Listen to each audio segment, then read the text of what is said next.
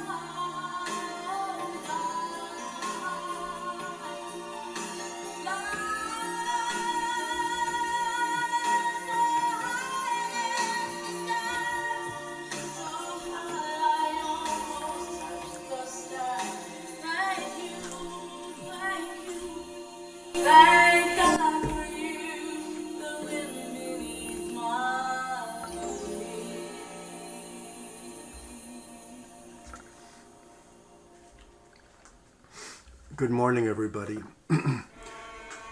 This is Dr. Minarsek, and we just started our second song, although we didn't want to. We have to save that for the break.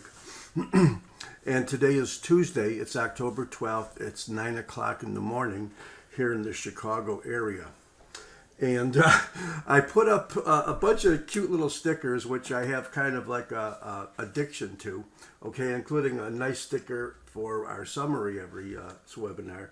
But I also put up a gloomy sticker because this is already the 12th day of October, and every single day in October I've been going down to the beach and trying to get a picture, a beautiful sunrise, and only once was it a halfway decent sunrise. All the rest of them, you couldn't even see the sunrise. It was gloomy, and today's another gloomy day, and it was drizzling and raining. But at least we're going to have a lot of bright, nice things here.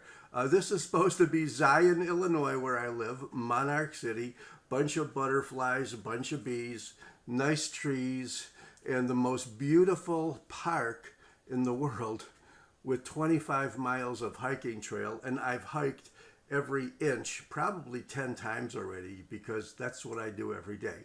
But what I do when I don't hike is prepare webinars. And today's webinar is going to be called Cellular Adaptation, Injuries, and Death. It's actually the official first chapter in the last several editions of Robbins. And there are 66 items we'll be talking about briefly. I usually review them the day before and also like the night before exactly. So why don't we get going? I think you could hear me. I was doing some testing and I heard people say that they can hear me. And so whenever I see your comments there in the question box, I can basically see what you're thinking. Like sometimes the sound goes out and I see somebody writes, no sound. Well, if the sound is good and you could hear me well right now, just say hello. How does that sound? I already see people start putting in a few comments, and I appreciate just glancing at the comments quickly. Oh, I got one hello there. I'm assuming that everybody else can hear me because somebody has already started to respond with the hellos. Okay, let's drop down the ugly guy and put up the PowerPoints. And these are PowerPoints I actually made like over 10 years ago, but every year and every time there's been some type of change or new addition to Robbins, which of course I regard as the Bible of pathology, I usually make a few comments or change it a little bit. So there we go. Today's topic will cover the whole scope of the common cellular adaptations, various things causing cell injury and cell death. The one thing that you'll notice today is that when we talk about the cell being injured or the cell dying or reversible changes or irreversible changes, it's going to parallel what you see in life. When a person dies, has many, many, many parallels to when a cell dies and vice versa. Same thing with injury as well. So we have a few objectives for today. And of course, the main one is actually the title of the chapter as well. We're going to be talking about, once again, we brought this in the last webinar, the anatomic concepts of disease. The degenerative diseases, which is loss of cells in general. The inflammatory diseases, which is disruption of cells by inflammatory cells, different kinds of inflammatory cells, the acute ones, the chronic ones. And the neoplastic disease is the uncontrolled proliferation of cells. So everything we can talk about in diseases at the cellular level, and we talk about life and death, it's at the cellular level as well. So when we talk about cellular growth and adaptations as our first concept, we'll be talking about hyperplasia. And it's exactly what it says, hyperplasia. Plasia means growth and hyper means too much. So too many cells for a wide variety of reasons, whether they're normal or abnormal, is called hyperplasia. And then there's hypertrophy. It's not too many cells, but the cells are generally too big. So you could have an organ that is twice as big as another organ, but it's not because it has twice as many cells, it's because the cells are twice as big. this very, very mysterious concept of atrophy, which you think should be the opposite of hypertrophy or smaller cells. And to a certain degree it is, although commonly in medicine the term atrophy is very often used as too little cells, or the opposite of hyperplasia. So although the term hypoplasia is not really very commonly used, very often the term will be atrophy, whereas the Trophy brothers refer to increase in size of cells. The Plasia brothers refer to the growth of cells, whether they're too much or too little. And then a very, very interesting concept called metaplasia. And I could define it very simply, and we will. It's basically a substitution of one normal type of cell with another normal type of cell. And because we're talking about adaptations, metaplasia is an adaptative process. Okay? And then we're going to talk about all the kind of things that could injure cells, like lack of oxygen, physical injuries, chemical injuries. Actually, 3 of these are the big ones, which I always call the big 3, which is physical, chemical, and very often all of these things, although they're listed separately, they're very much often related to lack of oxygen. Okay, some more objectives we have. We'll be talking about pathologic mechanisms at the subcellular level. Okay, lack of ATP, probably the single one most common factor in cell death. Mitochondrial injury causes lack of oxidative phosphorylation, not enough ATP, not enough energy. Great thing for injuring a cell. Injured cells also take in and collect and sometimes even crystallize calcium. The role of free radicals in terms of being very dangerous or injurious agents to the cell, because a thing that a free radical wants to do is immediately combine to make it not free anymore, is hook up with somebody, and it could be combining with things that it shouldn't be combining with. Okay, and also the concept of membrane integrity. The general rule is, as the membrane goes, whether it's the cell membrane or mitochondrial membrane, as the membrane goes, the cell goes. If a membrane is injured, the cell is injured. If a membrane dies, no longer functions at all, the cell dies, okay? And speaking of cell death now, we have a concept of both apoptosis and necrosis. Now, when I was a little munchkin like yourself, a little buzzard, the word apoptosis never even appeared in the 2nd edition of Robbins. Okay, now it's probably there if you do a word count, hundreds of times. Basically, it's cell death, but it is normal programmed cell death. Cells dying because they have to die. It doesn't have anything to do with disease or injury. But on the other hand, there are cells dying because various injuries are either extended into death or severe enough to cause death, okay?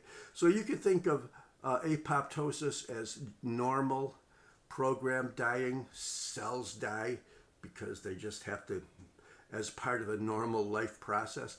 Or necrosis, cells dying because of a pathologic change. So you could think of it as a spectrum too, because besides having apoptosis and necrosis, you can also talk about pathologic apoptosis. But in every case, the morphology is the same in the changes that we'll be talking about. Subcellular responses to injury. Well, what happens to the lysosomes, the smooth endoplasmic reticulum, the mitochondria, the cytoskeleton? What happens to these things when cells are injured or dead? And we'll be talking about them and showing them to you as well. Finally, the last couple of objectives are intracellular accumulations. So if you could think of every type of biochemical in your body, whether it's fat or carbohydrate or protein. These things can accumulate, okay? Also, pigments can accumulate inside of your cells. They can be of any type of chemical substance, or they could be basically coming from the outside, or what we call exogenous pigments, like carbon particles from soot, or what we call anthracosis, or tattoo pigments. So we'll be talking about the changes in cells due to these accumulations. And finally, a comment at the end, which may or may not be surprising to you. We're going to say, why do cells die? It's basically the same as like saying, why do people die? Okay? Do they die because it's just their time to die? Or do they die because their components wear out? Well, there's basically arguments for both sides, but probably most of the time, I think most of the experts, the cellular biologists, will tell you cell dies and people die simply because it's their time. How does that sound? Pretty spooky, doesn't it? Okay, so pathology is the course. This is chapter 1. We all know that patho means suffering. It's a Greek word, and logos is a study of. So pathology is a study of suffering, okay? And kind of interesting because suffering or clinical symptoms is usually regarded as one of the 4 aspects of what makes a disease a real disease. There's a couple others too.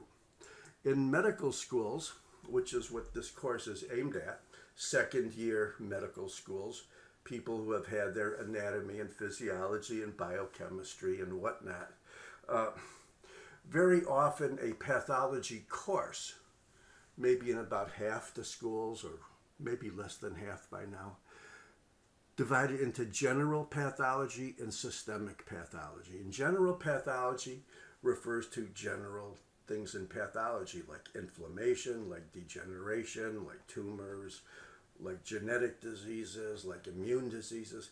And then systemic diseases refer to diseases of the classical systems of the body: digestive system, urinary system, respiratory system. Maybe divide that further into upper and lower and so forth. So this course will be both general and systemic. I think the trend has been, because students are always so paranoid or crazy about passing their step exam, I think curriculums now are probably a little more aware of passing their students on the first try. So very often the curriculum has become more and more question oriented. But I would say probably still the most likely type of curriculum, which is basically kind of what we'll be doing here, is systemic pathology as it pertains to the various systems of the body. So when we learn about the digestive system pathology, in most curriculums, or many curriculums, in the United States at least, you'll be learning about, clinical aspects of gastrointestinal diseases and so forth. So there we go. In general, systemic pathology is about twice as lengthy, time-wise, or perhaps megabyte-wise, than general pathology. So I think we're going to wind up having something like about 10 topics or 10 chapters in general pathology, and probably like around 20 in systemic pathology. We said that clinical expression, the logos, pathologos, is one of the 4 things that makes a disease a real disease. Now, probably if you go online or you watch a lot of television, like many idiots do, you'll see a lot of diseases now are very, very fuzzy. I think a lot of diseases are kind of like invented, and they don't really have these 4 classical features, but they're there to basically to sell you something, to take away these little spooky, fuzzy things that they're trying to describe. But if you say you have a disease, if there is a disease present, according to the father of pathology, Rudolf Virchow, who we mentioned last webinar, and we'll talk about him again today. You have to have four things in order to have a real disease. You have to have a cause, and that's called an etiology, okay? Now, sometimes causes are not really clear, but we know of factors that are associated with a disease. So we might call those risk factors rather than cause. You know, believe it or not, there's probably not one single specific crystal clear cause of the world's greatest disease now, which is atherosclerosis. But you can talk about risk factors like, you know, diabetes or cigarette smoking or hypertension. And sometimes if the risk factors are even fuzzy, they won't talk about risk factors regarding a disease.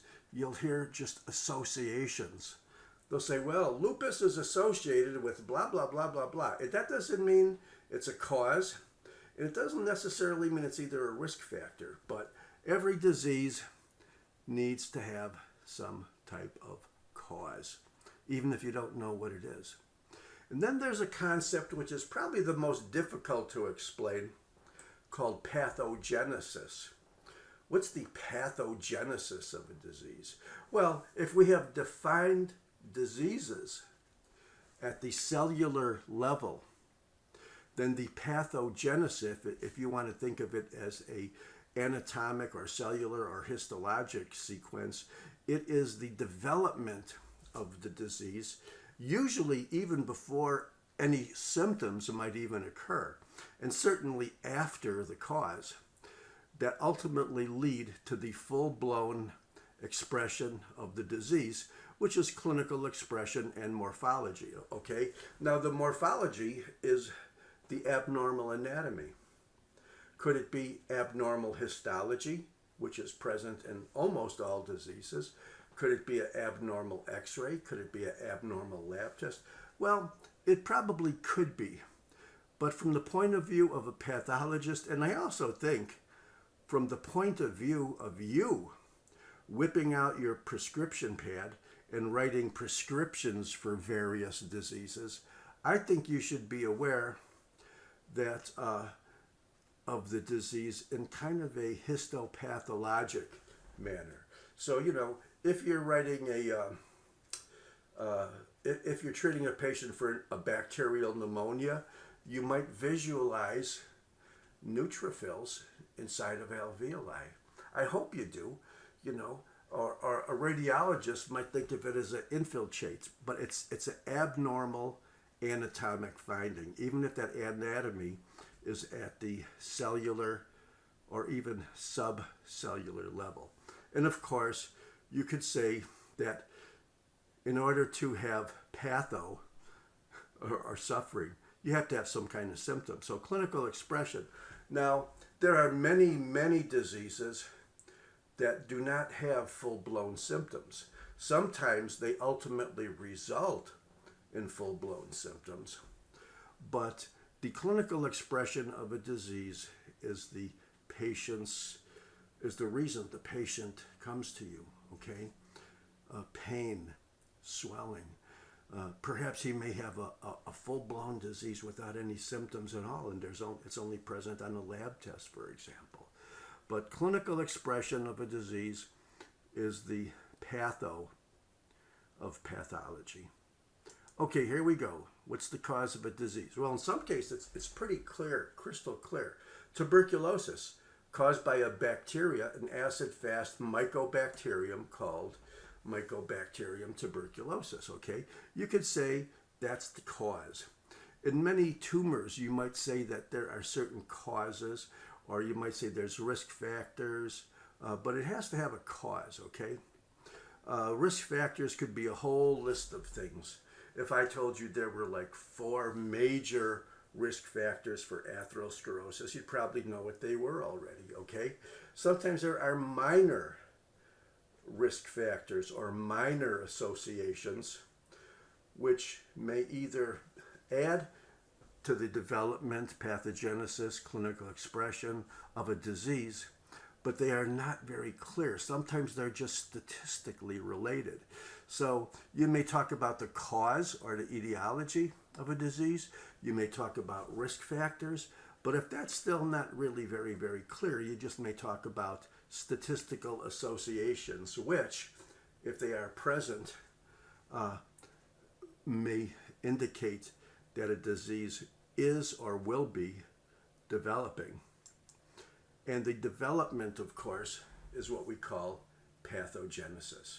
So if we have defined diseases at the cellular level, then you could say that the sequence of events or sequence of cellular changes from the initial stimulus or the cause of disease to the ultimate expression or the clinical expression, the symptomatology of the disease.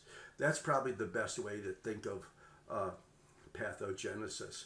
I think the best two words, when I think about this over the years, that probably define pathogenesis would be insidious development, often before the actual symptomatology of the disease happens. And of course, the morphology.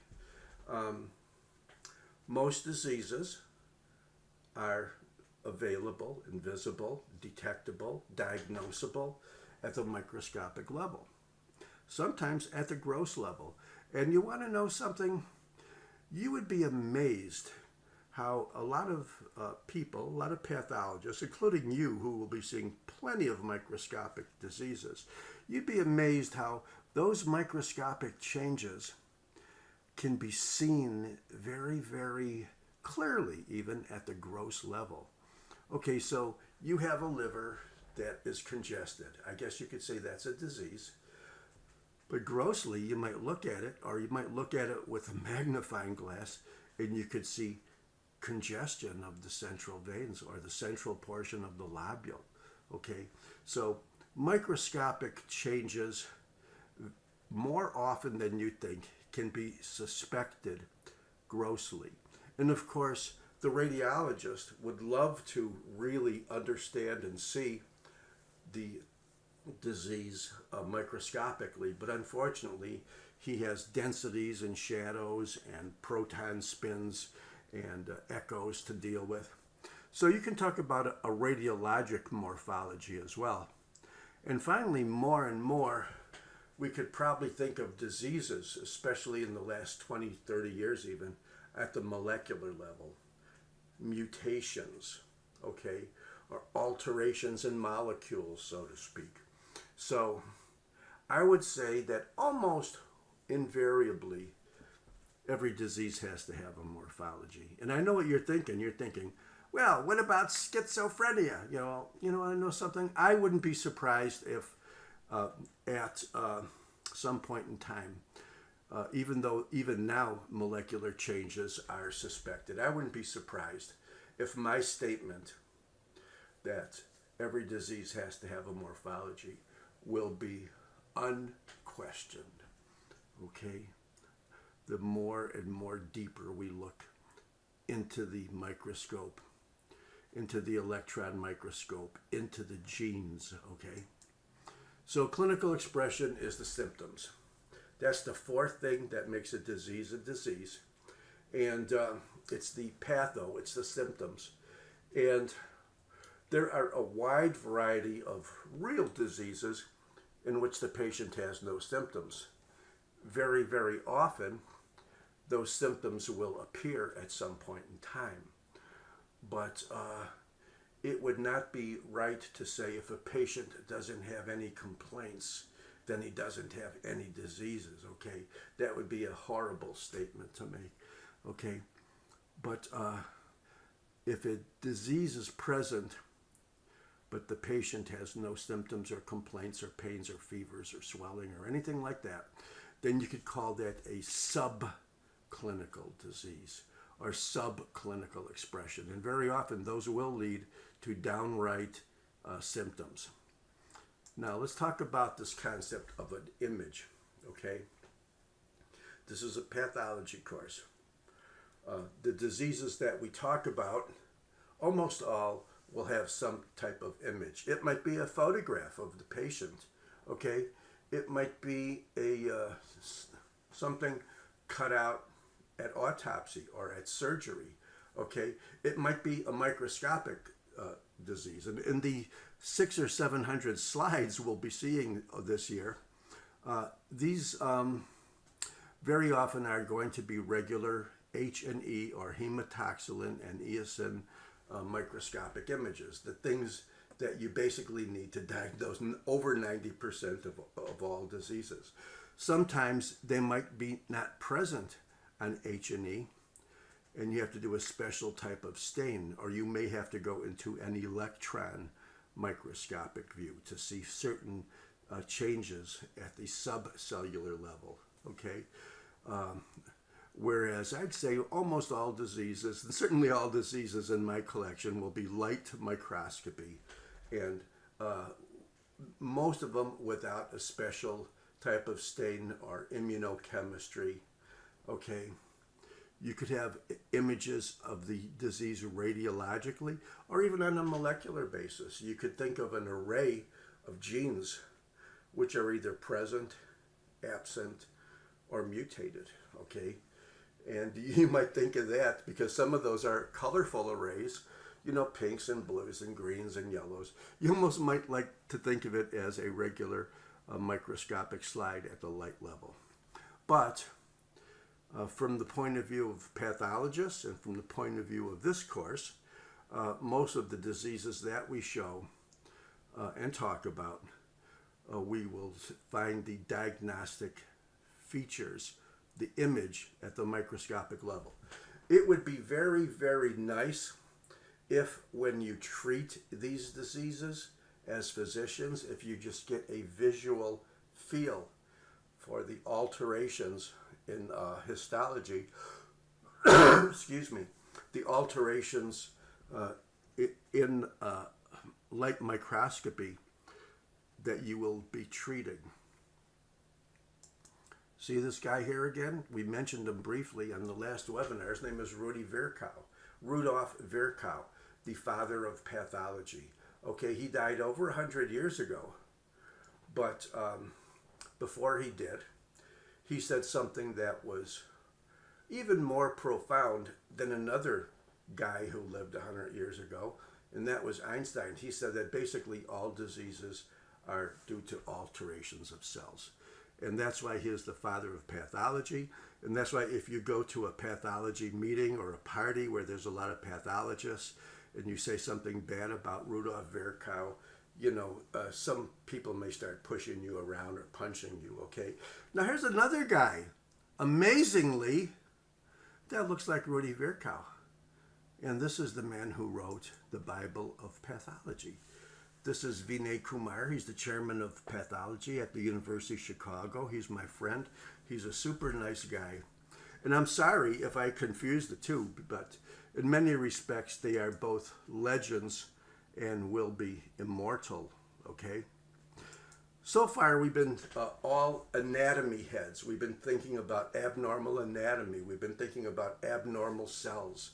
We spent almost the whole webinar last time looking at microscopic alterations of normal histology. And that's good because visualization of disease is what we have when we talk about the disease anatomically or the morphologic changes. But there's another way to define disease, and that's homeostasis. And that doesn't have a damn thing to do with anatomy. Now, I want to tell you something. There's basically two kinds of people, and there's two kinds of medical students. And one of them are like me, and probably more than 50%, maybe 70 or 80% of the people think of diseases as alterations in anatomy. But the smarter people think of diseases as functional changes, okay? So you might have abnormal cells, but cells have functions. So if those functions are interfered with, if their normal balance of checks and balances are interfered with, if there's some reason to have some overproduction of a compound or underproduction, then that's a disruption of function or disruption of homeostasis. So another way to define disease is to think of alterations in normal checks and balances of physiologic processes. You know, some people might think of that word as pathophysiology. Now, when I was a medical student, there was no such thing as pathophysiology. We had pathology courses. Now I've noticed throughout the country that very often there are no more pathology courses, but there are pathophysiology courses. And I'm wondering why that has changed. And what I've also noticed that counterbalances that is that most pathology, or especially pathophysiology courses, are not taught by pathologists.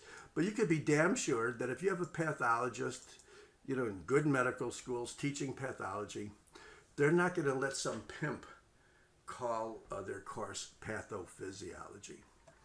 Okay, so we've been talking about cells and diseases in general. Now, how can we talk about the ultimate catastrophe to a cell, and that's cell death?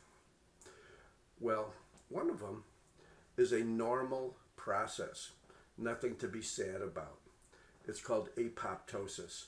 So when you think of all the cells that you had in your body when you were an embryo that you no longer have, guess what? They're dead. And the result, they were replaced with more normal cells. Some cells just have high turnovers, like the crypts of a GI tract, for example. The crypts of Lieberkühn, you might remember that from histology. Okay, well, in order for a cell to turn over a lot, or bone marrow cells, or blood cells, or white cells, they have to die. And that's normal pre-programmed cell death. The parts of the body that have high mitotic turnovers normally, you know, for example, epithelial cells versus connective tissue cells, basically all have to die at one point to be replaced by other cells. Now, another type of cell death at the other end of the spectrum is called necrosis. Okay, and these are cells that die due to diseases. The process by which normal healthy cells die, whether it's apoptosis or necrosis, are morphologically the same. You see changes in the cytoplasm, changes in the nucleus, maybe engulfment by phagocytosis of macrophages, okay? The changes are the same, but the processes are different. So that's what we're going to be spending some time on, probably in the next hour. But let's also introduce the concept of plasia. Did you ever see Snow White and the Seven Dwarfs? Of course you did. Every kid has seen that. There were 7 of them. Well, I found about 7 plasia brothers, and they remind me of the 7 dwarfs. The most common plasia concept is hyperplasia. If plasia means growth, then hyperplasia means hypergrowth or too many cells. Hypoplasia is the opposite of hyperplasia. It's not enough cells. Okay? I guess technically, if you use the word aplasia, that's not only not enough cells, but it's no cells. Now, one term that is very rarely used, and I very rarely used it in my pathology reports, but that's normalplasia. That's normal. In other words, the presence of cells in a certain area is about what you would expect to be seen in a normal person at this time in their life, let's say. But then there's metaplasia, a very, very common term. And we defined it earlier, but let's talk about it again. Metaplasia is the replacement of one type of normal cell with another type of normal cell. And almost always, the reason why certain cells are replaced by other normal certain cells is an adaptive response. So, for example, if you have a columnar mucosa, but it's subject to a lot of friction or perhaps a lot of trauma, that might metaplase into multiple layers or a squamous. So squamous metaplasia is the most common type of metaplasia, and it's the replacement of columnar single layer cells with multiple cells, usually secondary to some type of traumatic or inflammatory process, okay? But you could go the other way around. You could have something like a squamous mucosa that is now being replaced by a columnar, and that's also an adaptive response. So let's say you normally have squamous cells in the lower esophagus, but there's a lot of acid reflux, okay? Well, then that squamous mucosa might be replaced by a columnar mucosa. Why? Because columnar cells, especially mucus cells, are alkaline and they reduce acidity. Okay, well, that's a reason for an adaptation. The word dysplasia most of the time refers to cellular changes that can be seen which precede the development of a malignancy. So you could have normal cells here, and with time they turn into malignant cells. Well, they don't just do that all of a sudden. It might take weeks or months or years for them to actually turn into malignancy. And during that time, you can't call them normal, you can't call them cancer, but most of the time, not all of the time, most of the time they may or will turn into a malignancy, and that's called dysplasia. Now, there are other diseases, especially in pediatrics, in which the word dysplasia is used, but it has nothing to do with precancer at all. The word anaplasia is identical to the word cancer or malignancy. So tissue that is anaplastic is cancerous, it's infiltrative, it's invasive, okay? Sometimes in the literature, you'll often see the word frank anaplasia before the word anaplasia, and that refers to the fact that it's just downright malignant. So anaplasia is malignancy, but frank anaplasia is downright obvious malignancy. It's no longer atypical. It's no longer dysplastic. It's frankly malignant. Here's hyperplasia. Probably the best example I could use, and I've used it over the years. You see those adrenal glands in the middle row? Do you see the yellow? That's the cortex. It's yellow because it has a lot of fat. And this one is the right adrenal gland. How do I know that? Because it's flat. And here's the left adrenal gland. How do I know that? Because it's not flat. Okay, the right adrenal gland generally looks flat simply because the liver presses down on it onto the kidney, whereas on the left there is nothing like that. So anyway, take a look at the thickness of that yellow cortex. We call it the cortical ribbon. It's about 1 millimeter thick. You see, here's a scale down here, and that thickness, that fairly uniform thickness, is about 1 millimeter. Well, look, on the top, it's hardly visible at all. So that would be a decrease in number of adrenal cortical cells. You might call that hypoplasia.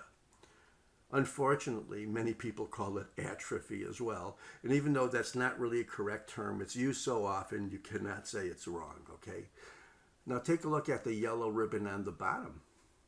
It's more than 1 millimeter. It could be 3, 4, 5, 6, 8 millimeters. That's hyperplasia. So what do we have in the middle? Normal number growth of adrenal cortex cells, yellow because they have a lot of cholesterol, and fatty substances also always look yellow. Hypoplastic adrenals on top, and hyper on the bottom. Could there be a tumor that was producing ACTH? That would be a good cause for hyperplasia, wouldn't it? What about the top? Why would these adrenals on top have very little or reduced number of cortical cells, or hypoplastic. Well, maybe the guy's on external steroids and it was feeding back to the pituitary to shut off the ACTH, okay? So there's hypoplasia on top, there's hyperplasia on the bottom, and those are your normal adrenal glands in the middle. Let's talk about the trophy brothers. We've already talked about the plasia brothers. Trophy doesn't necessarily refer to number of cells. It generally, technically, refers to the size of cells. And there's a lot of exceptions to the rule. But a substance that is hypertrophic doesn't have an increased number of cells.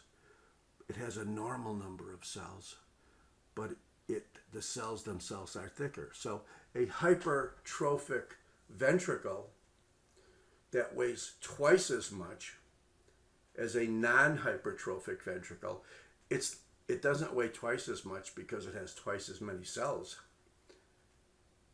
It weighs twice as much because each cell is about twice as big as it should be. And technically, the opposite of hypertrophy would be hypotrophy. But that word is hardly ever used. And you want to know something? If you would say that atrophy or atrophy is extreme hypotrophically, you probably can. But very often, hypoplasia, okay, like in this adrenal gland over here, they would say, oh, that's not hypoplastic. They often might call that atrophic, or okay. Now, the word dystrophy, let's talk about that, because that's a common word referring to diseases. And it really does not have a clear-cut meaning, okay? And it's used very, very often in pediatric diseases, okay? And a dystrophy is generally a very vague term, and it just refers to the fact that something is abnormal, okay? There's hypertrophy. Let's say that heart weighs 400 grams, and let's say that heart weighs 800 grams. Is it twice as much because there are twice as many cells? Or is it twice as much because each cell is twice as big as the normal cells? Yes. So hypertrophy is increase in size of cells, classically speaking. Hypotrophy, once again, it's a term that you very rarely hear it and you very rarely see it in the literature, but it would technically mean the opposite of hypertrophy, which now is the decrease in the size of the cells. However, when you have, for example, a left ventricle that is much smaller than it should be, or a right ventricle because of some congenital defect, they very often might call that aplastic rather than hypo or atrophic. So atrophy is technically decrease in the size of the cells, yes. However, very often the term atrophy is used instead of hypoplasia. Okay. Now there's a lot of things that cause atrophy. Why would disease processes, cause cells to be smaller than they should be? Okay? Well, one of them is that they have a decreased workload. What happens if you don't use your muscles? Okay? Your myocytes, whether it's cardiac muscle cells or skeletal muscle cells, become smaller because they have a decreased workload. As an opposite, what happens if a muscle cell has an increased workload? Then it becomes hypertrophic, doesn't it? What happens if you denervate a muscle, especially a skeletal muscle?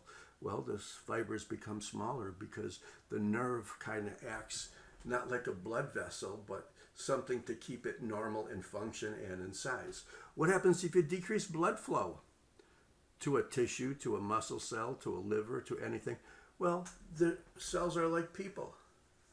If they don't get enough food, if they don't get enough oxygen, then they become smaller. If I didn't get as much food as I normally do, my stomach would become smaller, okay? Sometimes things become smaller simply because of aging, and that's usually secondary to some type of decrease in hormonal nutrition, so to speak.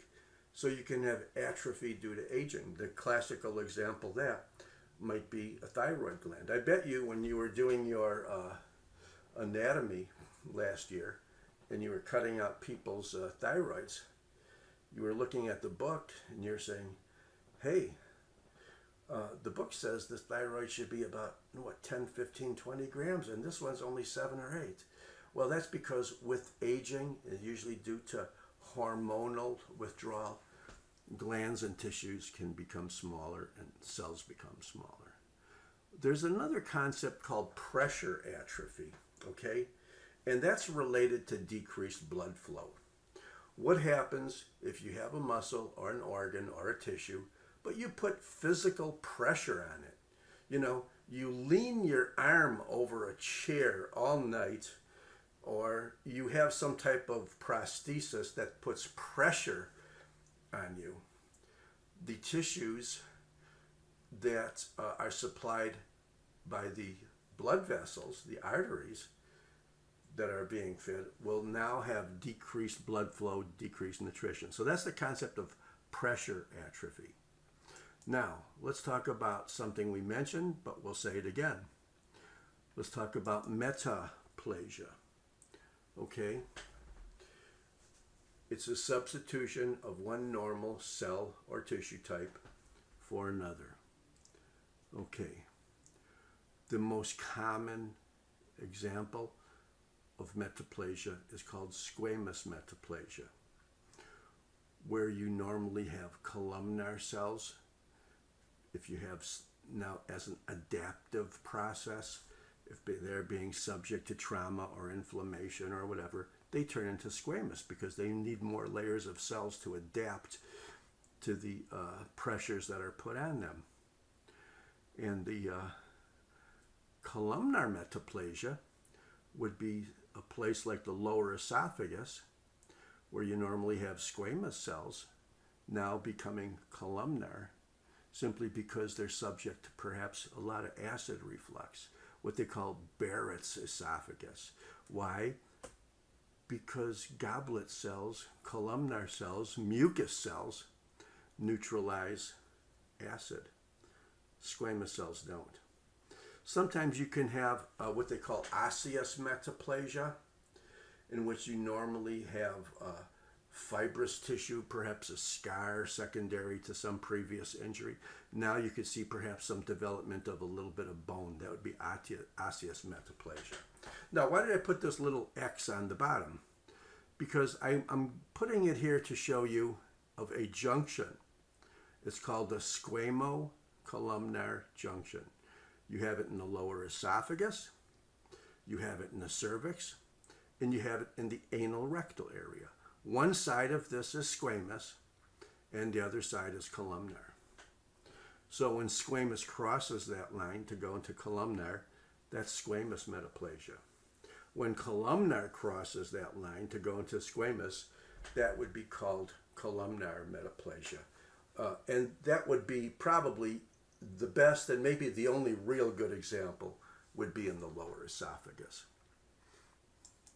Here we go again, cell death. Apoptosis versus necrosis versus pathologic apoptosis has to ask you at the cellular level, what is cell death and what is cell life? What is not cell death? These are very, very philosophical, soul-searching terms, and I don't want to make it, this is not a philosophy course, but it's very easy to say that when a cell irreversibly, forever, loses its function, you could call that dead, okay? So you should probably define death versus life and not think of it so deeply, and think of it as reversible changes versus non-reversible changes. So the real question with people or even with cells, is not what is death or what is life, but what is reversible or irreversible. Cellular changes that are reversible is not death. It's very often injury. But when a cellular change is irreversible to the point where that cell or that person cannot sustain normal life or function anymore, then that's irreversible.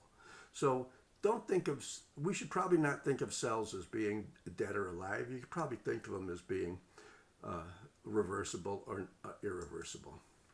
So what would be some of the common things that cause reversible changes? Well, how about oxygen? What about the mitochondria receiving the oxygen and wind up spitting out ATP to provide the energy biochemically for most cellular functions? That would be a reversible change. If there's damage to the mitochondria or reduced oxygen to the mitochondria and resulting in ATP depletion, then that might be a reversible change. What about if the cell swells? Okay, well, what does the cell membrane do? Okay, the sodium, potassium pump. It keeps out the sodium, doesn't it? Well, what if that membrane is damaged reversibly? Then that cell could swell. Now, does a swollen cell mean a dead cell? No, not necessarily. The processes could be reversible. That's why they're called reversible changes. Does the lack of ATP or reduced oxidative phosphorylation mean is a cell going to die? No, it just means it's temporarily starving or needs oxygen. If that is restored, it's reversible and it could be normal again. But what are the classic irreversible changes? Well, if your mitochondria cannot supply ATP, okay, oxidative phosphorylation, then if it's irreversible, that cell will die.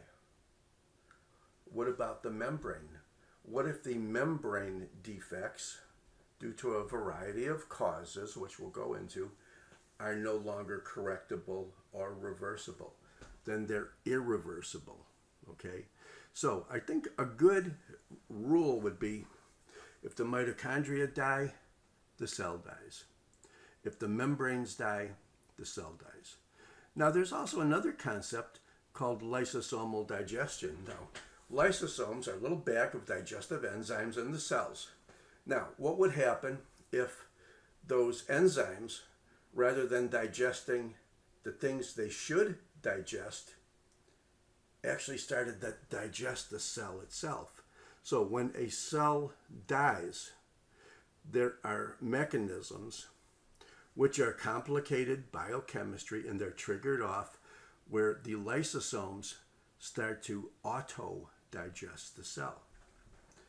And not only that, but there are even more complicated mechanisms, or signals, so to speak, where a dead cell would then trigger off phagocytosis of that cell, and ultimately digested by the lysosomes of the phagocytic cell. Usually a macrophage, but it also could be a neutrophil as well. Let's get back to the concept now. Reversible changes cause injury. Injury is not necessarily by itself irreversible, but if it's sustained or more severe, it could be. So reversible changes to the cells are injury. Irreversible changes result in cell death.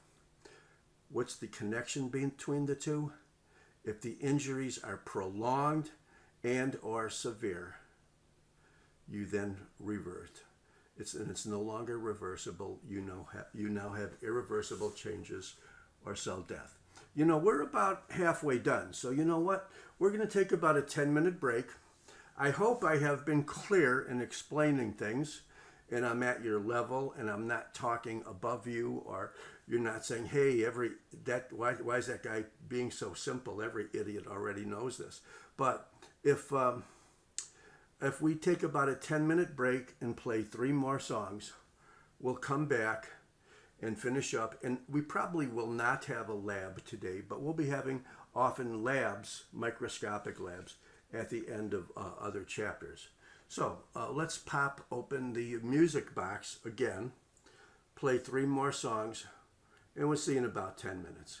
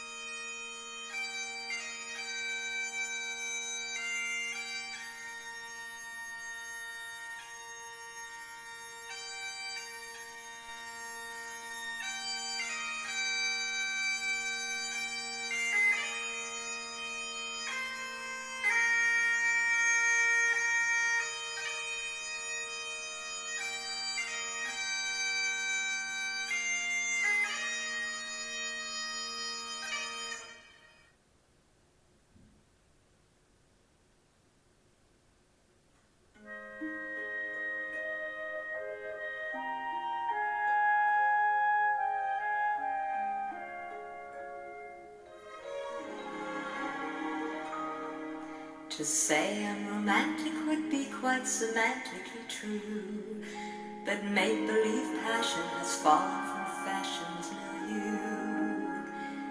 It's understandable why we're a little confused. It's asking for trouble just watching the 6 o'clock news. But for a moment, all things aside, look to yourself somewhere to your dreams. Don't they still seem worthwhile? Don't they still seem in style? Aren't you glad they're still there? Look to your dreams, there's a need for them now. When the world has us down, aren't you glad they're around? Once conceived, once believed, fantasies, realities, childhood.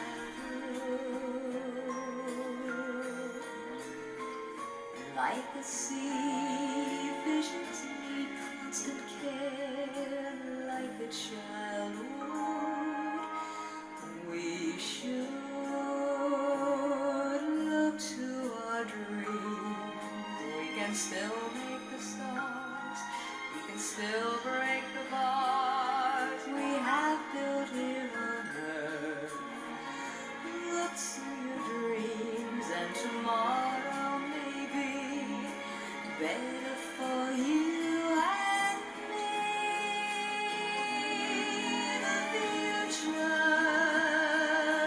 may say, play blind yesterday, for taking dreams away. They could mean more than they say.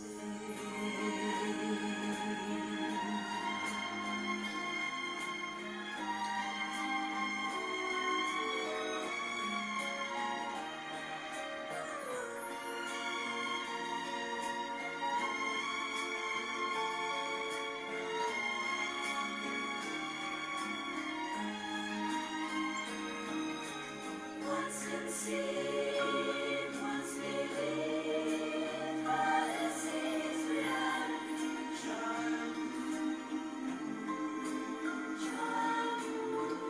and like a sea, visions need constant care. Like a child would, we should look to our dreams. We can still make the stars, we can still break the bars we have built here on earth.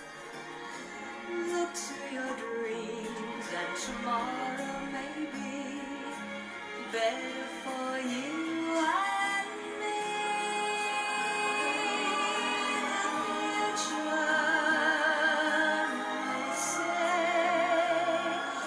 lay blind yesterday, but taking dreams away.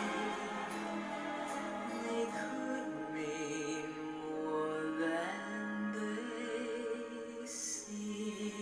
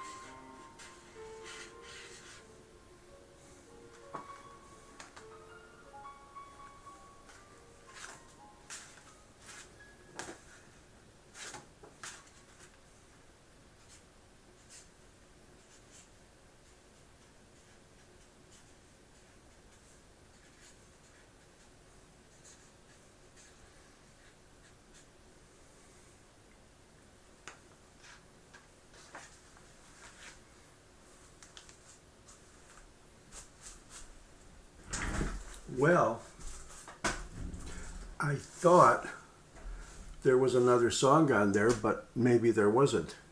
So let's cut it off.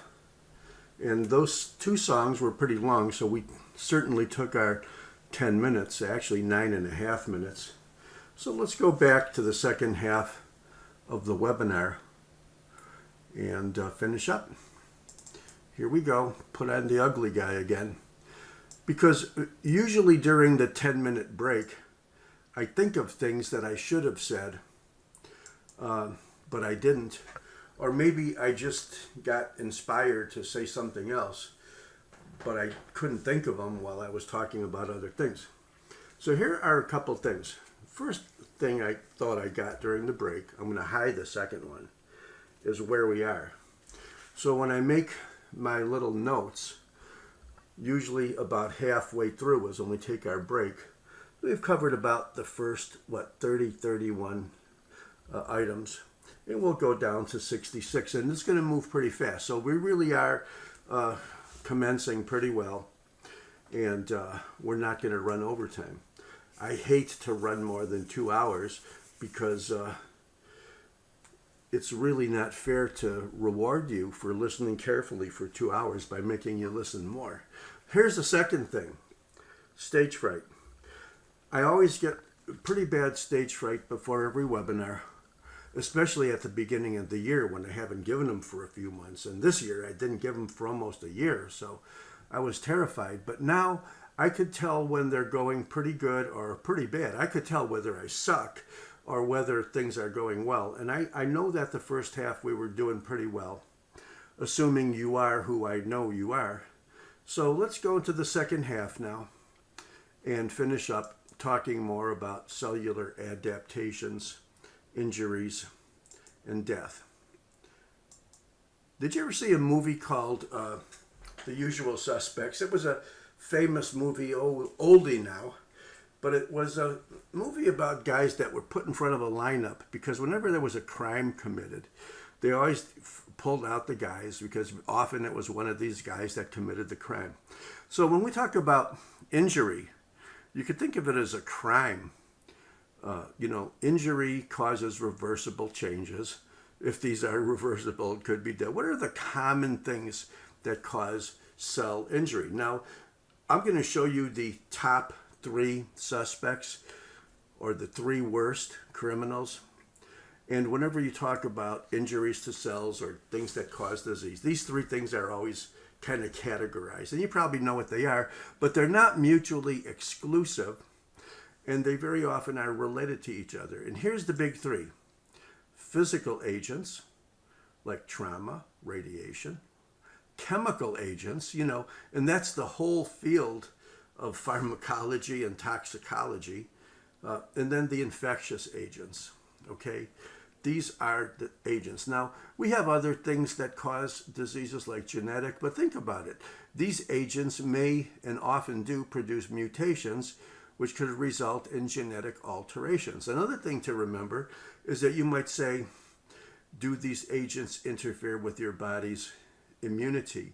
Okay, are they related to immunologic causes? Of course they are, because if your immunology is in perfectly good order, you wouldn't get any diseases. So almost all diseases, no matter what they're caused by, physical, chemical, infectious, you could think of them as being some failure in the immune system or immunologic. But here, probably the biggest thing, but they don't normally list it, is decreased oxygen.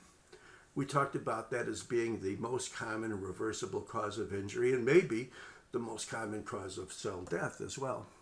So they are not mutually exclusive. They're basically adjectives. They overlap with each other. But if you read, when we go into systemic pathology, you read at the different ways, different types of diseases, they're very, very often lumped and categorized as the usual suspects, or physical, chemical, and infectious. Okay? Now, remember we talked about the reversible changes as decreased ATP, perhaps because of mitochondrial damage, increased intracellular calcium. An injured cell has accumulation of calcium because it can't keep calcium out, especially if there's some membrane problem, okay? An injured cell can contain free radicals, but it can also be injured because of free radicals, basically common molecules, that are not connected, like the HOH, broken into two parts. Okay. Another reversible mechanism is cell membrane permeability.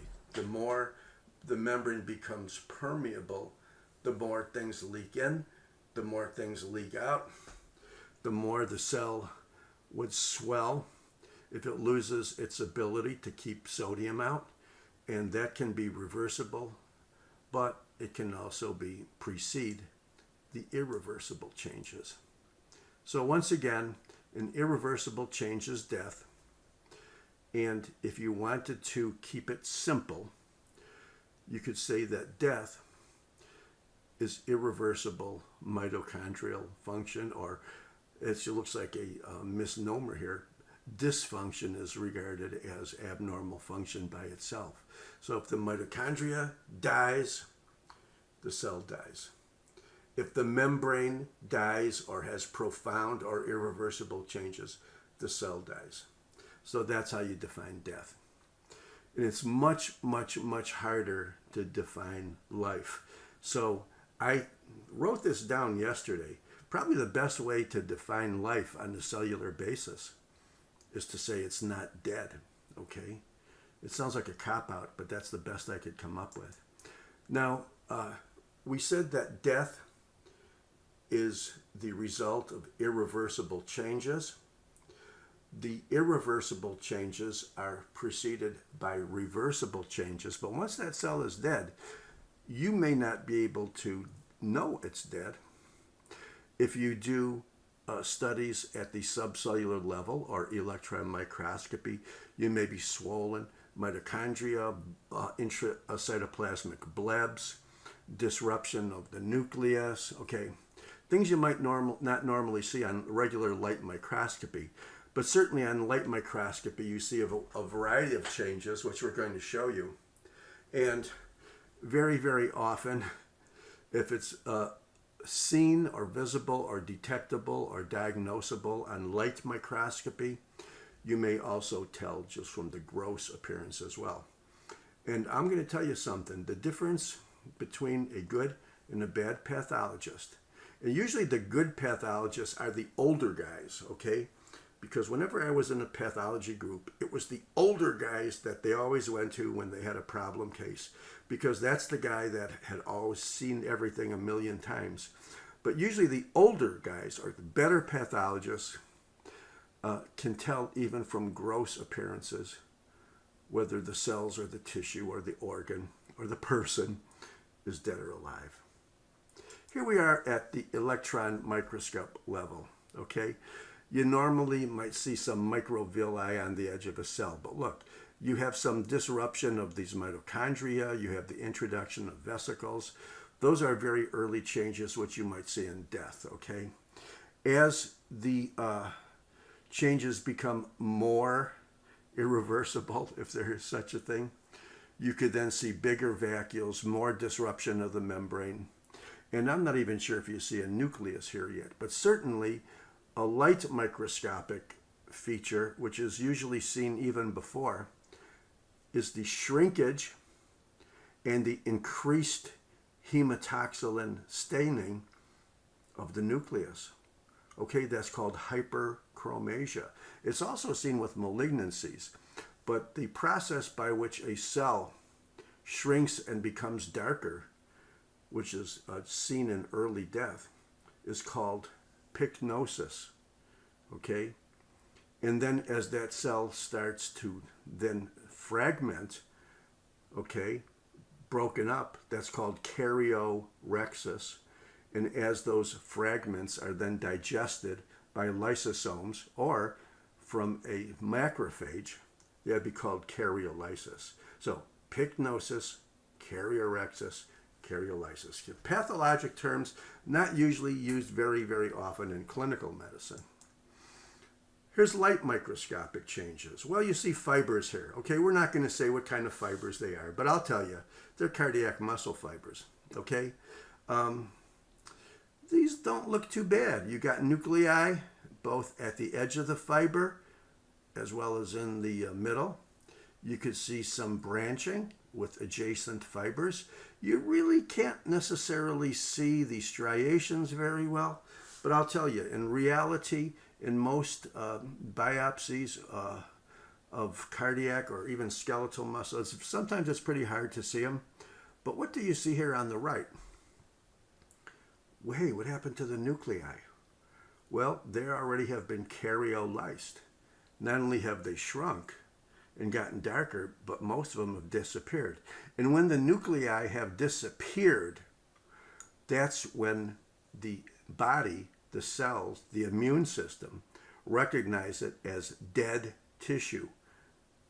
And one of the common, if not the most common, besides bacterial infections, one of the most common reasons for influx of neutrophils is when the body knows that a certain tissue is dead.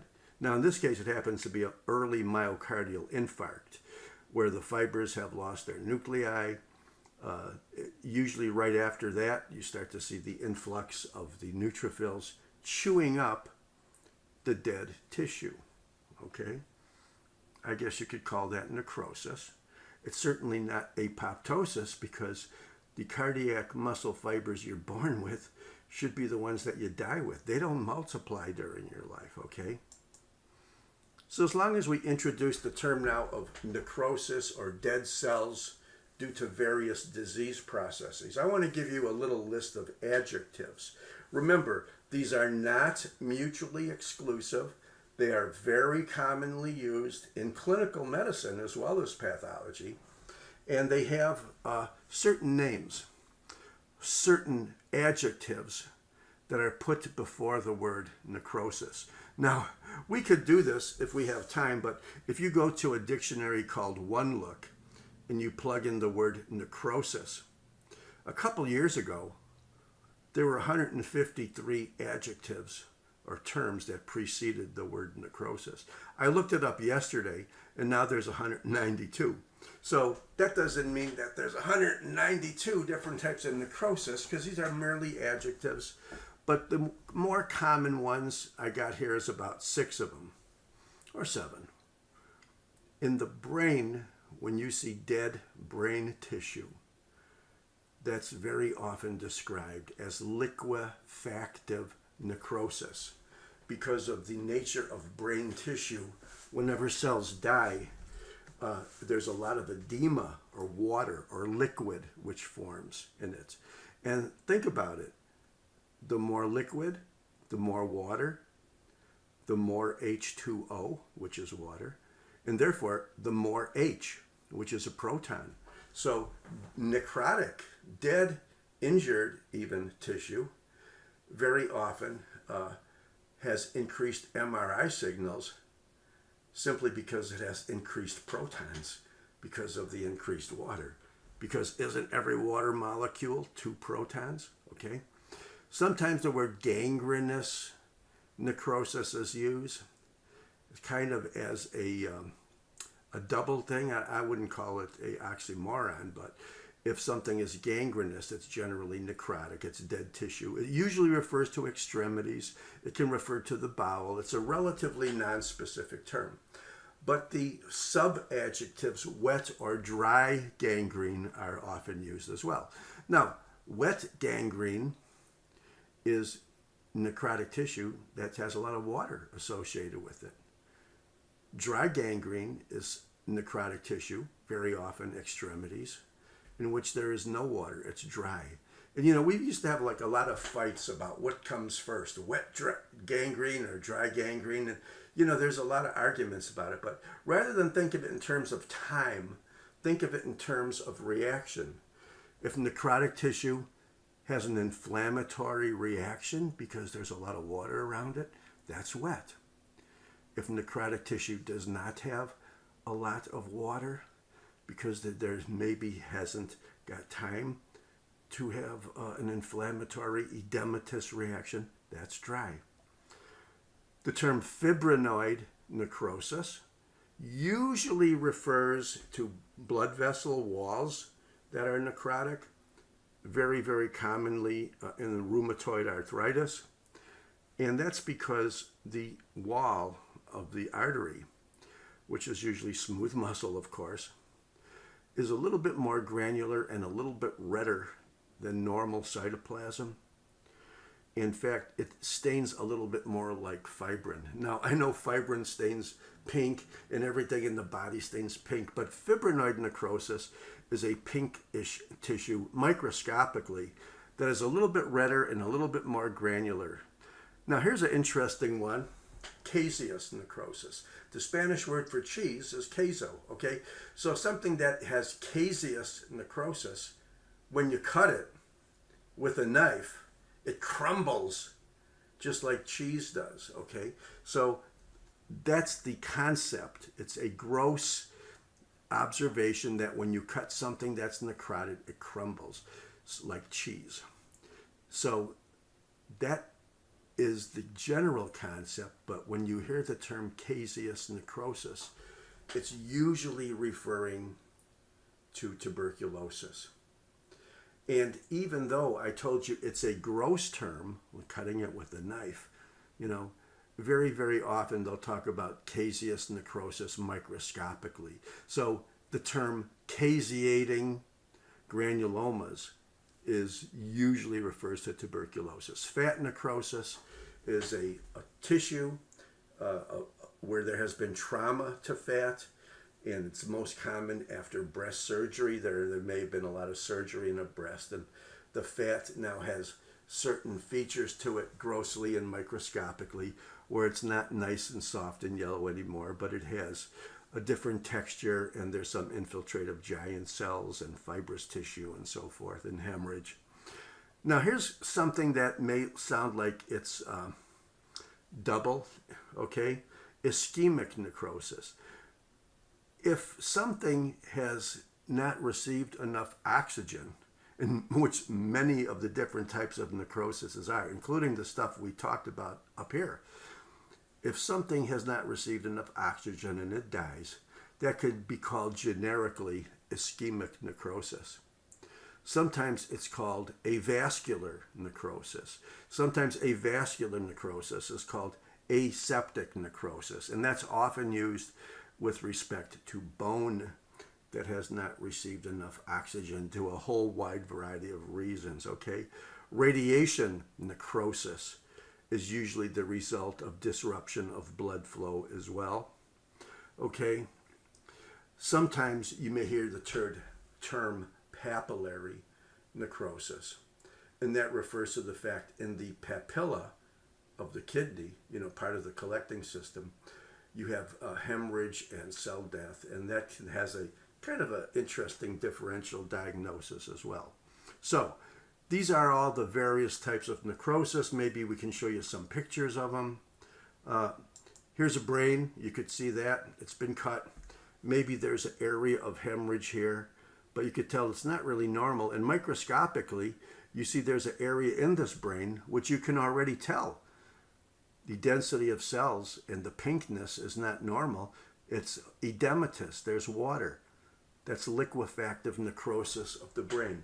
Almost any injury to the brain, whether it's a tumor, whether it's radiation, whether it's a stroke, is going to result not only in water or increased water edema, but also perhaps some increase in the glial cells of the brain, which act often as the immune cells of the brain, much like lymphocytes and macrophages act as the immune cells in the body and the brain. The microglia very often are the immune cells.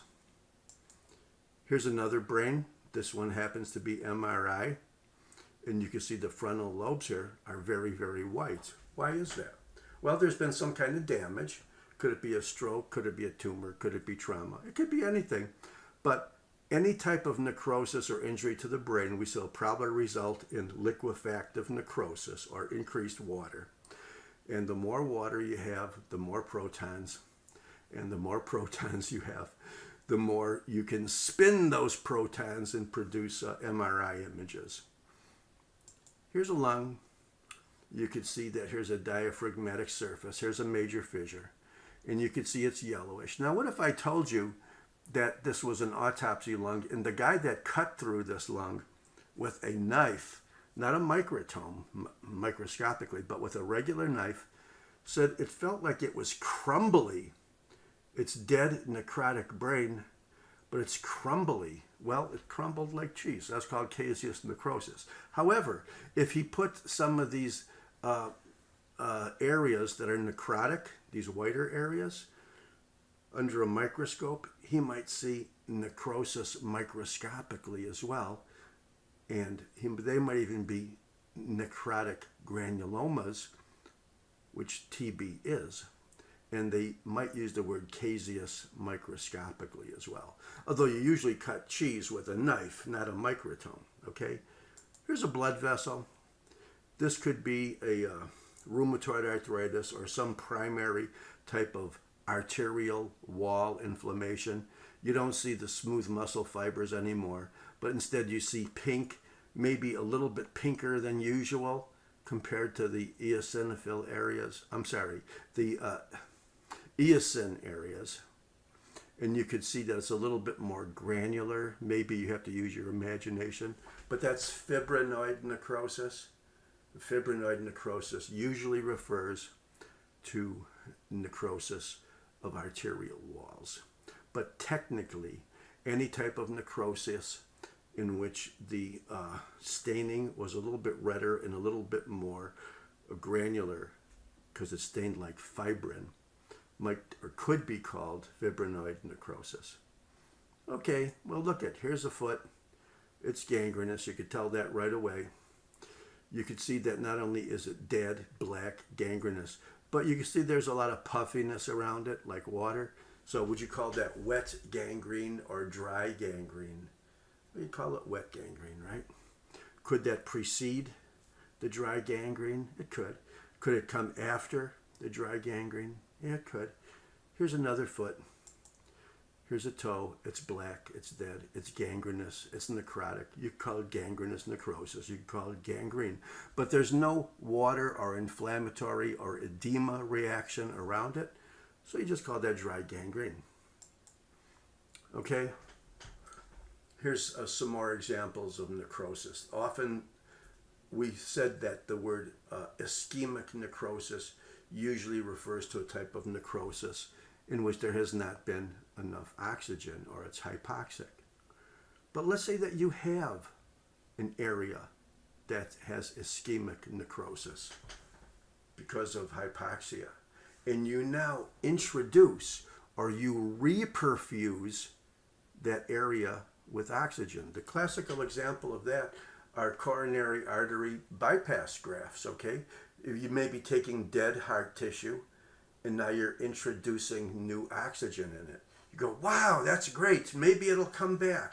Well, the fact is, you might be feeding oxygen to the inflammatory or destructive reaction rather than to the part that needs the oxygen. So that's called a reperfusion injury. It's when you reperfuse something with oxygen, blood, and it gets worse rather than better. Okay, that's probably people that are getting stents and bypass grafts and other types of artificial vascular procedures. That's probably the number one worry, okay? And of course, we said that one of the big three, one of the usual suspects, was chemical injuries. And that's like the whole field of pharmacology in itself.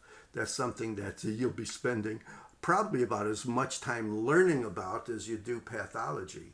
Okay, the fact that it could be, dose related and, all kinds of things. Once again, it sounds like a broken record now. This is probably the 10th time we said this. Ischemic injuries, ischemic necrosis, produce a pattern of cellular changes which are usually called an infarct. Okay, if you have dead tissue because of lack of blood flow, lack of oxygen, you can call that an infarct. It has a certain pattern. Besides necrotic pattern, the cells may have secondary inflammatory changes. They may lose their nucleus. infarct of certain tissues basically shows various patterns. We're going to be dealing with that extensively in one of the upcoming chapters called hemostasis.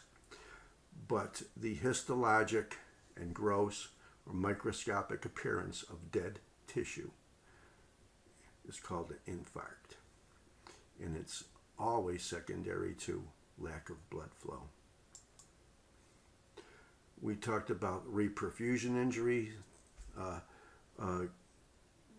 going to an area where there has been cell death, cell necrosis, but the reperfusion actually makes it worse by creating new damage by feeding oxygen to the inflammatory cells, which are reacting to the dead tissue.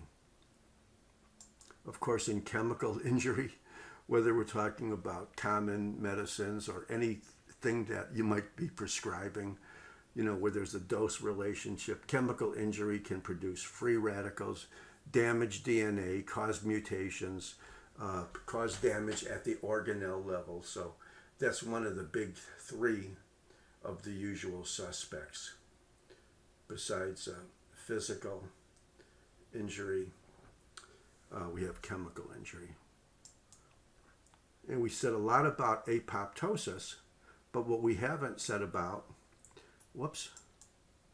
is we've defined it as normal cell death as opposed to pathologic, which is death due to injury. But what we haven't given you are examples, more examples of normal apoptosis.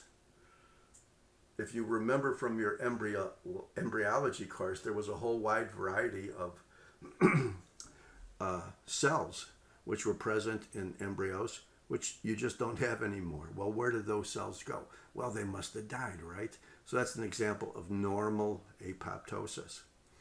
Okay, when there has been a lack of hormonal nourishment or development or growth to an endocrine gland, okay, because maybe the stimulating hormones are now decreased, you call that hormonal involution. What would be some good examples of that?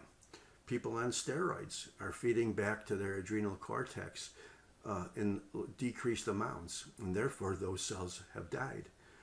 People, elderly people, usually have smaller thyroids than non-elderly adults.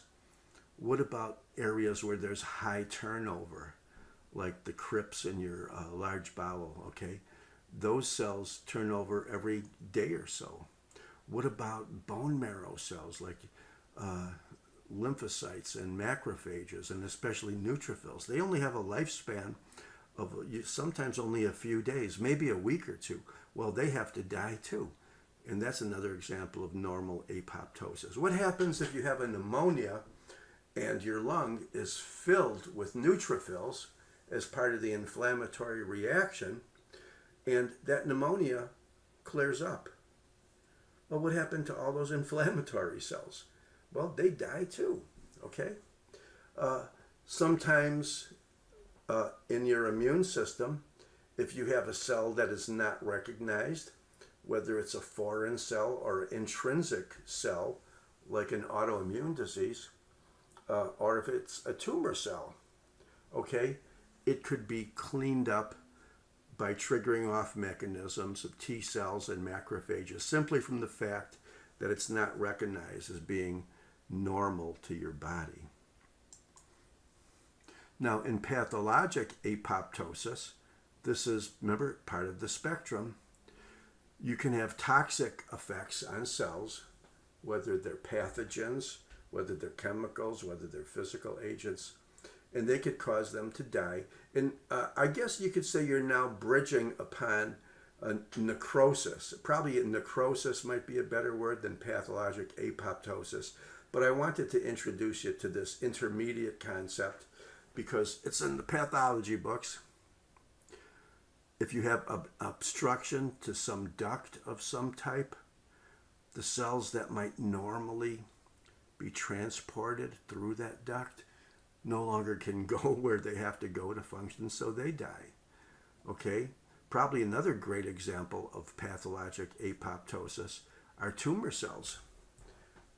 What if I told you that you may now have hundreds, thousands of tumor cells in your body, but they are not being recognized as your tissue, so they're being cleaned up by usual immunologic mechanisms, macrophages chewing them up, T cells recognizing and sending the signals to macrophages and whatnot.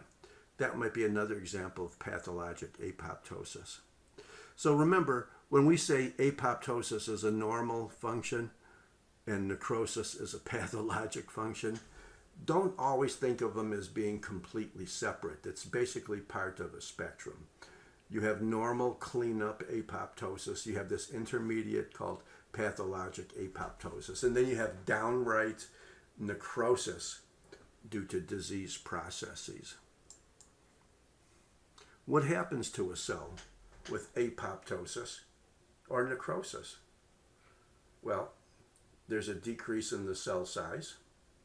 It's no longer functioning. It's no longer taking on the nutrients that it needs. The cell shrinks, and the nucleus shrinks too. But not only does it shrink, but it becomes darker. And that increased darkness or hypercolor is called hyperchromasia. So a hyperchromatic cell could very well be a cell where the nucleus is darker, or it could be a tumor cells frequently take on the hematoxylin dyes in increased amounts as well. The nucleus becomes smaller or pycnotic, and usually when it becomes smaller, it becomes darker. Then it fragments, called karyorhexis. Then it actually starts to get dissolved or chewed up by the enzymes of the lysosomes or macrophages, and that's when the nuclei are gone. The nucleus is no longer there. We saw that in the picture we saw with the myocardial infarct, where the cells were reacting to the fibers, and most of those fibers didn't even have a nucleus anymore.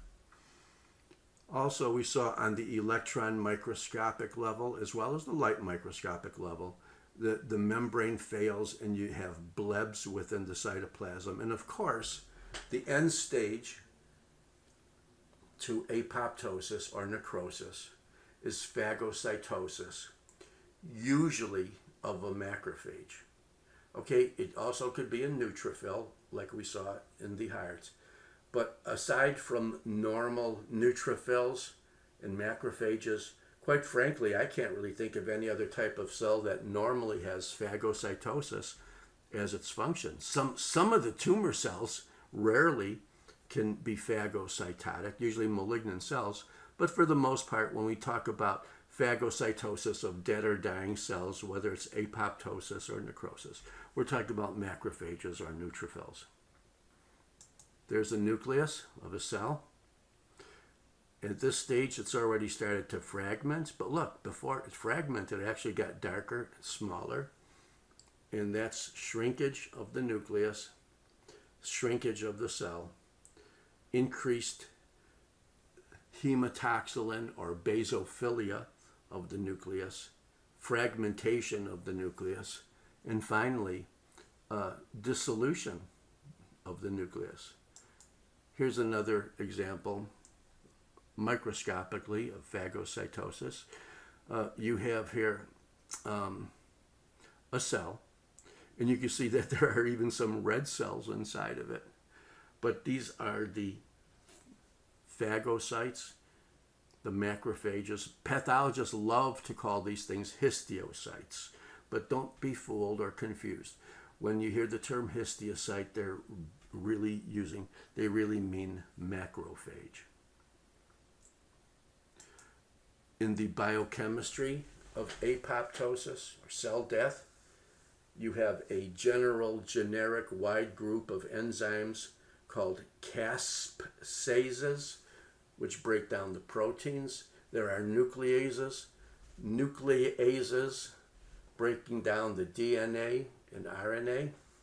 And finally, there are signals, mechanisms, where that dead cell is now recognized by a phagocyte, usually a macrophage, which finishes the job and chews up everything. But remember, it may have already been partly digested from its own lysosomes as well.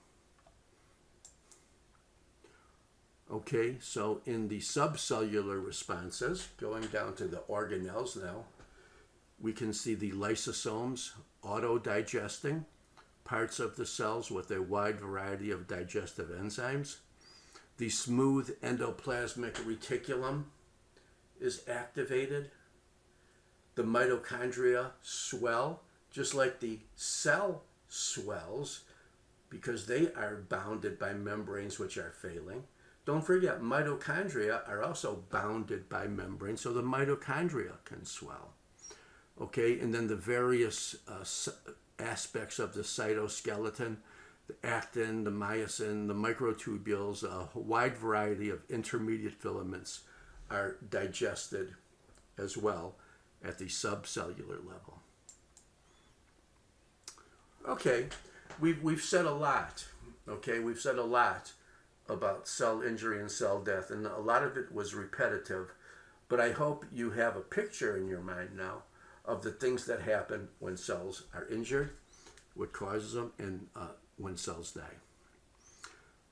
What about cells that accumulate substances? Well, either normally or pathologically. So if you take the whole field of biochemistry of the human body and divide it into lipids, carbohydrates, and proteins, basically these substances can accumulate inside of cells. You know, neutral fat accumulates inside of an adipocyte, and very often you don't even see the cell, the cytoplasm of the cell, because it's just loaded with fat. And anything that's a fat, whether it's neutral fat or a cholesterol, when it's processed in the pathology lab, the fat substances are dissolved, so they appear like they're clear, like clear holes. So neutral fat cells will be mostly spaces. The proteinaceous substances usually stain pink, and they can be called hyaline. So any proteinaceous accumulation within a cell might be called hyaline. Okay. The carbohydrates, especially in the form of glycogen, can accumulate. There's a whole wide family of glycogen storage diseases in which the enzymes required for the breakdown of glycogen are not present, and therefore they can accumulate, and they can appear to be washed out as well when you look at it through regular light microscopy. And there could be a wide variety of pigments in a cell.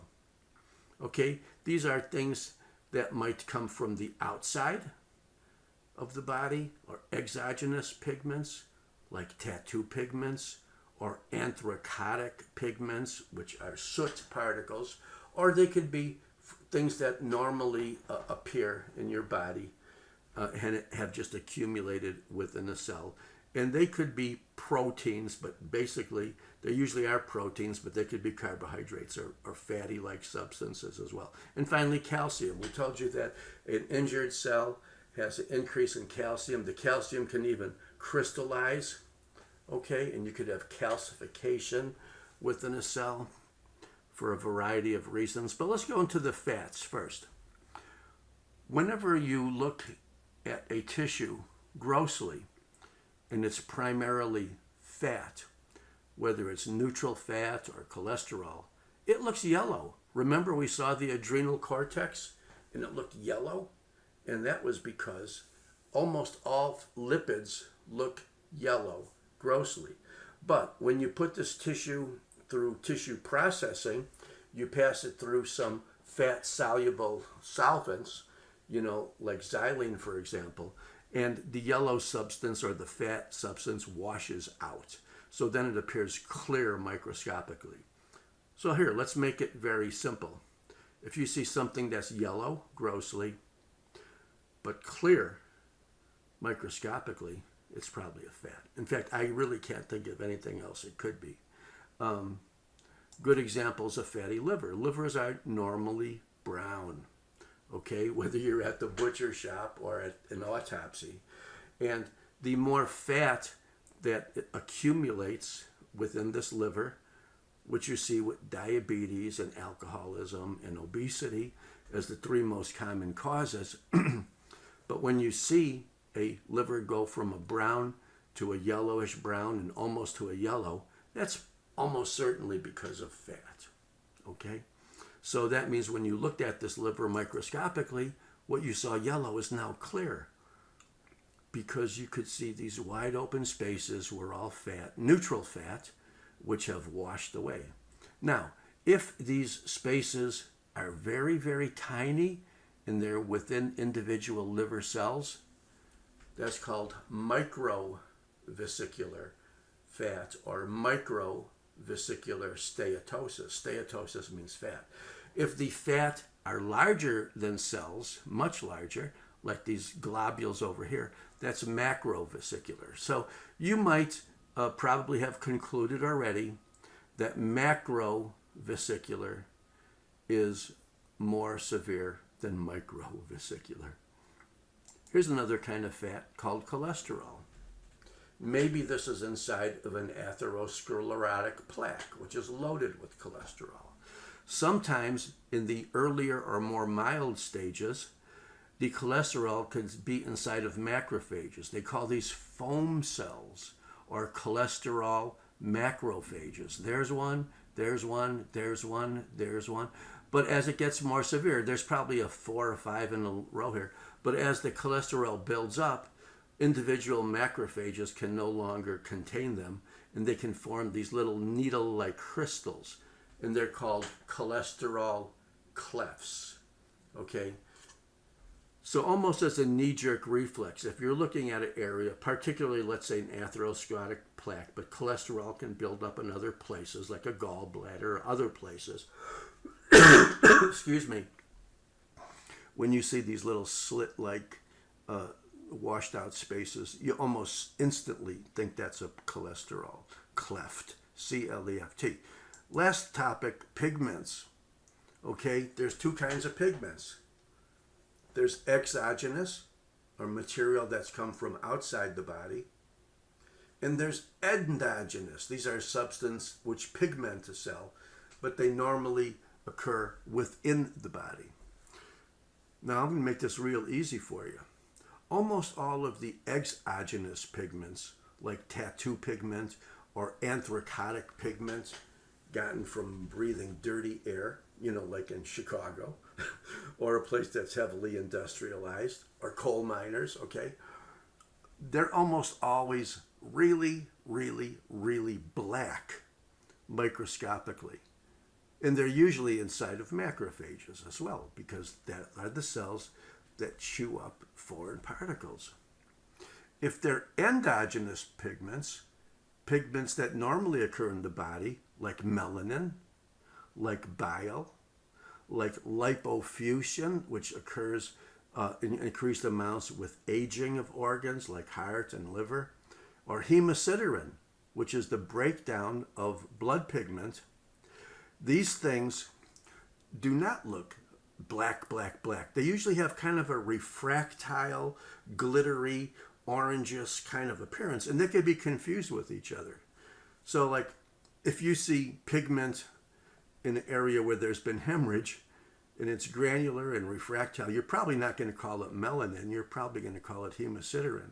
If you see pigment inside of at the base of the skin, you're probably not going to call it hemosiderin. You're probably going to call it melanin.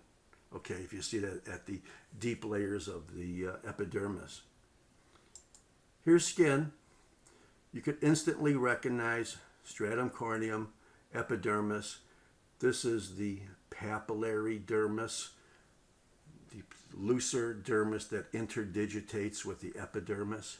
And then here's the deeper, more densely fibrotic dermis. And look at all these really, really, really black macrophages here. They're so black you can't even see the nucleus. This is what a classical tattoo looks like. So when you see something that's really, really black as a tattoo, it might just have a bunch of pigmented macrophages in the dermis. Okay? This grossly could look very, very black. Here is another exogenous pigment. It looks like it's a lung. Maybe it's a lung from a coal miner, but you see how black it is? It may look very, very black more on the outside of the lung or subpleural area rather than deeply, because that area is rich in lymphatics. And if you're rich in lymphatics, it's also rich in macrophages. And you can see in the lung here, you can see these black pigmented areas taking up the anthracotic pigment. Smoker's lung, soot particles, coal miners, this is anthracotic pigment. It's present in just about every human being that's ever been born and taking a breath, but it's present in large amounts in people that are exposed to polluted air and particles. Okay, this is a lung on the left, and it's congested. And look at, there's all these pigmented cells in the alveoli, and the pigments is kind of a golden orange brownish thing, and it's granular. This is almost certainly breakdown of blood pigments. You know, blood goes from hemosiderin to it goes from heme to various intermediates, and finally breaking down to an end stage hemosiderin.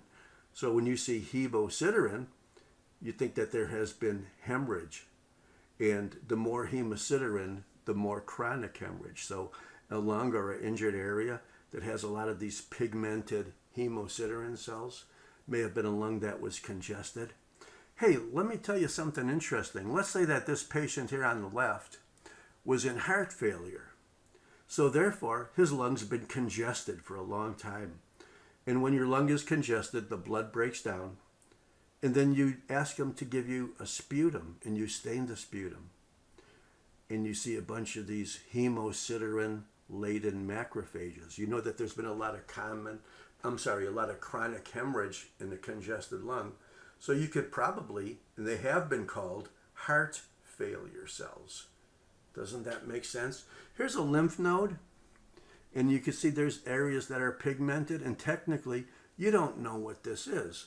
It's kind of blackish, but there are certain areas that aren't so black. So could this be anthracotic pigment? Could this be melanin? Could it be chronic hemorrhage? Sometimes you don't know. So there's a wide variety of special stains that you can order, which are fairly specific as to whether it's hemosiderin. They use the Prussian blue stain, or melanin. There's a HMB or S100 stain that differentiates that from the other endogenous pigments. Calcification, finally. Calcification often occurs where there has been old injury and fibrosis. You know, fibrosis, we'll be learning about that in the next webinar, is the end stage of inflammation often. And there's been a lot of fibrosis and collagen deposition from fibroblasts. You could then have often, usually with age, as this becomes older, a type of calcification which is localized. And it's called dystrophic calcification by convention. On the other hand, let's say you have a patient that has hyperparathyroidism, so his serum calcium is sky high. Well, this could result in calcifications all over the body. And this term is called metastatic calcification. So dystrophic calcification is localized, usually the result of injury with fibrosis. Metastatic calcification is secondary to hypercalcemia due to any reason. And one of the most common reasons is hyperparathyroidism. Now, remember, we're calling this metastatic calcification, but it doesn't mean metastatic disease. Okay, and we got down to our last PowerPoint, and I'm happy because we've talked for 2 hours now, and I hate to keep you going after this. So, you may have asked yourself at this point, why do cells age? Why do people age? Why do cells die? Why do people die? Okay, it's almost a philosophical question, But when you look at it from a scientific point of view, you might say cells or people die simply because it's their time to die. And that's the predominant theory, okay? There's basically two facets to why cells and people die and get injured and get old. But there's another theory called the wear and tear theory. Well, maybe this person has been so active and done so many things, the things are worn out in his body. Maybe that's why he ages. Maybe that's why he dies. Well, if you want to look at it as basically a two-pronged approach, the programmed theory, in other words, it's just his time to die, just like with apoptosis, versus the wear and tear theory. The predominant theory, which I think you could say is probably about 4 times more popular than the wear and tear theory. So, as a final thing before we play our last song, you want to know, why do cells and people die? Simply because it's time to die. Okay, how about if we play our last song and we'll call it a day, and you can't say I kept you more than 2 hours then, okay? I did pick out a good song at the end, which is kind of inspirational, and that's how we'll close it with Whitney Houston.